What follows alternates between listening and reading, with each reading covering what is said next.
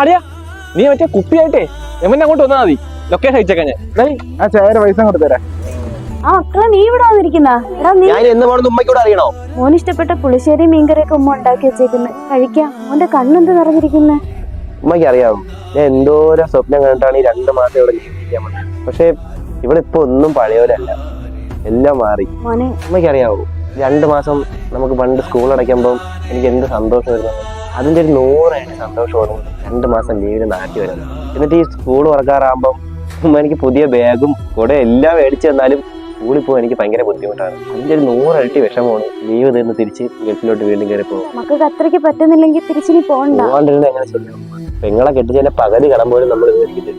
പിന്നെ നമുക്കെന്നും ഈ വാടക കൂട്ടി ഇങ്ങനെ കിടന്നാൽ മതിയാ. ഉമ്മ ആഗ്രഹിച്ച ഒരു കൊച്ചു വീട് നമുക്ക് വേണ്ട ഉണ്ടാവണമെങ്കിൽ അവിടെ പോയി തന്നെ ജോലി ചെയ്യാം.